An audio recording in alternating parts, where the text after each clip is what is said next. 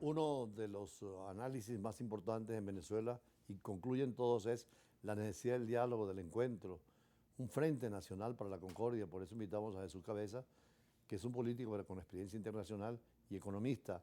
Y es que con estos conflictos y guerras de Ucrania y Rusia, de Palestina e Israel, conflictos en África, confrontaciones en América Latina, creo que ese nombre que tiene Frente Nacional para para la amistad, para la cordialidad, para el diálogo, el encuentro de todos los venezolanos en el mundo también hace falta.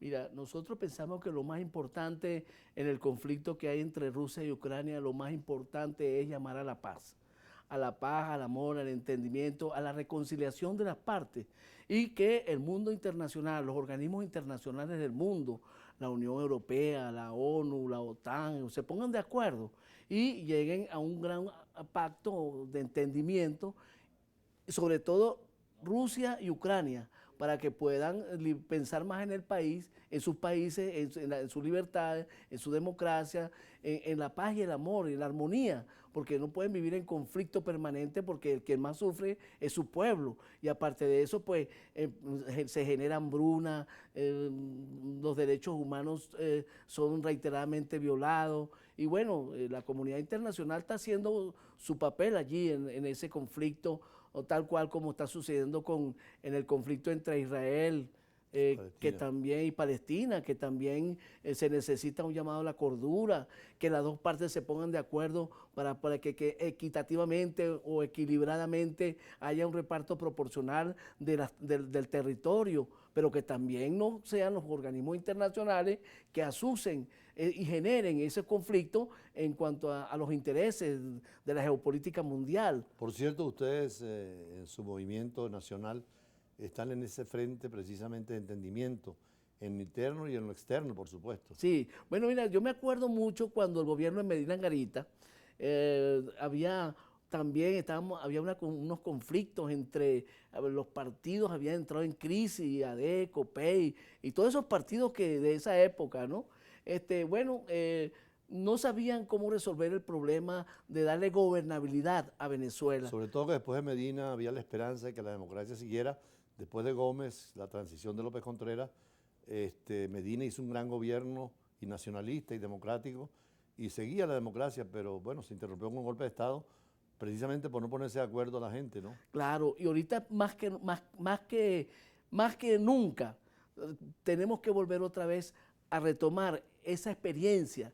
Y como hicieron los principales protagonistas de los partidos, y junto con la comunidad internacional buscaron una persona equilibrada, de centro, que no tuviera ningún tipo de afiliación con partidos políticos, y se motivaron Se a un refiere embajador. a Diógenes Escalante, que Ah, había sido, fue el que firmó la Carta de la Sociedad de las Naciones de Ginebra en 1919, pero en 1945 también estuvo en Nueva York en la creación de Naciones Unidas y fue el que contactó a Malé Prevost en la defensa precisamente del Esequibo.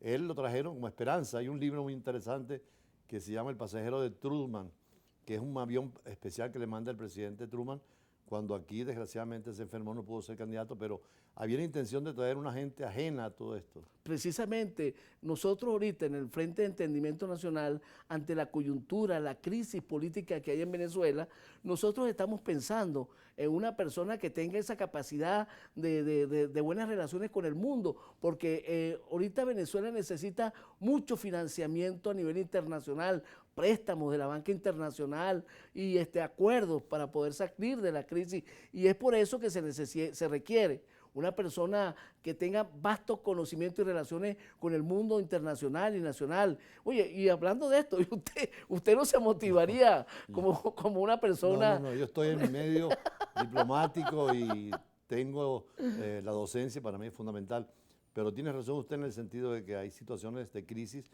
que obligan a pensar más allá de los partidos políticos y sobre todo viendo en muchas partes del mundo que hay transiciones, que sean mandatos cortos, que no se queden en el poder, que tengan experiencia y que garantice que todos participen después, porque los procesos de transición es eso, después que haya democracia y todos participen sin exclusión. Yo creo que de todas maneras vamos a leer la historia de Diógenes Escalante después, que fue ese diplomático que quiso ser presidente, pero que desgraciadamente no pudo llegar.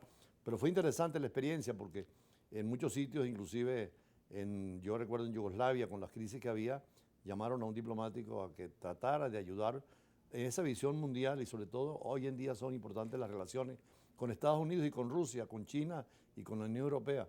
El entendimiento tiene que ser también internacional, no solamente nacional. Claro, por eso es que nosotros estuvimos analizando y pensando dentro de toda esta diatriba que hay en los conflictos que existen en Venezuela desde el punto de vista político, la importancia de que tanto los países interventores como los sancionadores pensaran un poco más en la profundidad de la democracia, de la libertad, de la justicia que debe Y imperar que en las sanciones Venezuela. perjudica a todos, como ustedes han dicho muchas veces, no solamente a los gobiernos, sino perjudica a los pueblos. Sí, cómo Y las no. Naciones Unidas ha venido señalando lo equivocado de las sanciones unilaterales. Sí, baby. Y aparte de eso, pues nosotros pensamos de que una de las formas de buscar de equilibrar este problema tan grave de la crisis es que tanto los países interventores como sancionadores se pongan de acuerdo con el gobierno nacional y con todos los factores de la oposición para buscarle una viabilidad factible para que el pueblo no sufra tanto y no haya problema con